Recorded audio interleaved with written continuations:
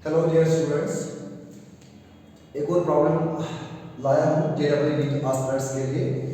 और ये जो प्रॉब्लम है ये फ्रॉम लॉज ऑफ मोशन है। ठीक है, इस तरह की प्रॉब्लम आती रहती है। तो ये लॉज ऑफ मोशन में ये प्रॉब्लम है। अब ये प्रॉब्लम आप यहाँ पर देख रहे हो कि एक मानो एक सपोर्ट है, ये एक क्लैंप है, इसके ऊपर एक पुली है और इस पुली पे यहाँ पर एक स्ट्रिंग है, एक मासलेस इनएक्सटेंसिबल स्ट्रिंग जो यहाँ से हेड है इस सपोर्ट के साथ और यहाँ से इसके साथ मास कैपिटल M अटैच्ड है और पुली का मास स्मॉल m है। अब हमको बताना है फाइंड द फोर्स ऑन पुली। पुली के ऊपर कितना फोर्स एक्सर्ट हो रहा है बाय द क्लैंप। इस क्लैंप की वजह से एक क्लैंप इस पुली के ऊपर कितना फोर्स एक्सर्ट करता है, ये हमारे पास ऑप्शन है। इसका की कांसेप्ट में आपको बोलूंगा, की कांसेप्ट वही है कि लॉ ऑफ मोशन, जो थर्ड लॉ ऑफ मोशन है, जो हमें बोलता है to every action there is equal and opposite reaction. वो कांसेप्ट हम यहां पर यूज करेंगे और उस कांसेप्ट के हिसाब से ये क्वेश्चन हमें निकलेगा। मतलब जितना पुली इस क्लैंप के ऊपर फोर्स एक्सर्ट करेगा उतना ही क्लैंप इस पुली के ऊपर फोर्स एक्सर्ट करेगा, है ना। वही चीज यहां पर हम देखने वाले हैं। तो ये क्लैंप कितना फोर्स एक्सर्ट करेगा, हम देखेंगे उल्टा पुली क्लैंप के ऊपर कितना फोर्स एक्सर्ट करती है, वही उल्टा फिर क्लैंप भी उतना ही फोर्स पुली के ऊपर एक्सर्ट करेगा। ठीक है, इसको करने के लिए एक दो तरीके हैं, तो मैं एक सिंपल आपको बताऊंगा। अगर मैं फॉर एग्जांपल यहां पर एक पुली, ये पुली लूंगा, इसकी फ्री बॉडी डायग्राम हम बनाएंगे। ठीक है, तो इस पुली का अगर आप देखोगे इसका अपना मास है m, तो नीचे की तरफ इसका फोर्स होगा mg। इसके ऊपर स्ट्रिंग है तो यहां से इसके ऊपर ये लगेगा फोर्स टेंशन T और यहां से भी स्ट्रिंग है, इसके ऊपर लगेगा टेंशन T।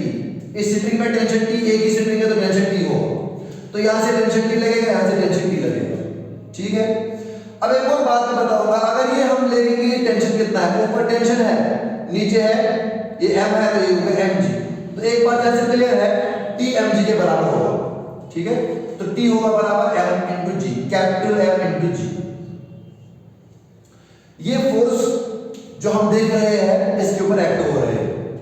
अब चूंकि ये क्लैंप भी इसके ऊपर कुछ फोर्स एक्सर्ट करेगा, अब मुझे नहीं पता है किस डायरेक्शन में एक्सर्ट करेगा, किस डायरेक्शन में नहीं करेगा। हम आर्बिट्रेरी मानेंगे ये क्लैंप इस पुली के ऊपर फोर्स एक्सर्ट करता है, तो फॉर एग्जांपल ये फोर्स एक्सर्ट करता है किसी भी डायरेक्शन में, आर्बिट्रेरी है, किसी भी आर्बिट्रेरी डायरेक्शन में ले सकते हो, कंडीशन फिर वापस वही निकलेगी। तो इसके ऊपर ये आर्बिट्रेरी फोर्स एक्ट लग रहा है इस क्लैंप की वजह से। ठीक है, क्योंकि ये पुली जो है ये इक्विलिब्रियम में है, तो इसका मतलब टोटल जो इसके ऊपर फोर्सेस लग रहे हैं उनका रिजल्टेंट जीरो होगा।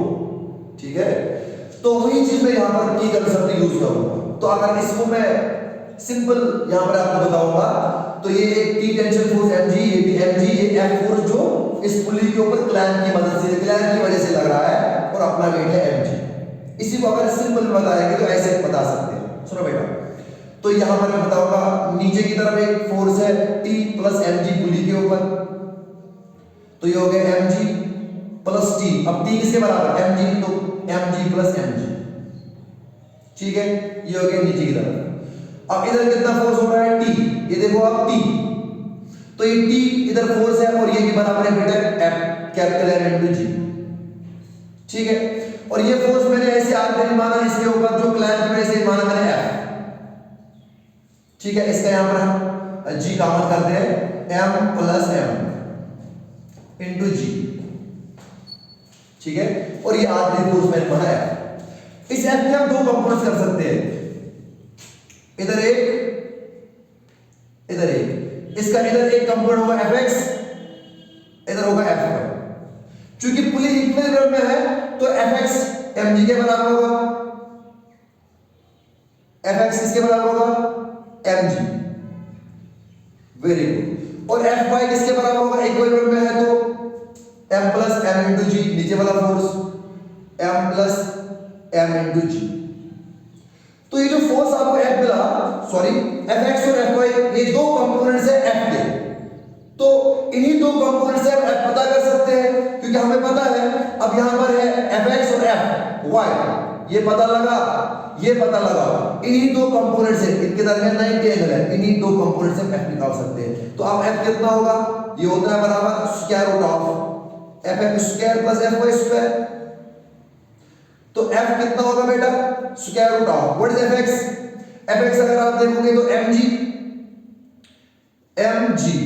होल स्क्वायर प्लस ये कितना है m plus m into g, इसका भी होल स्क्वायर है, ठीक है।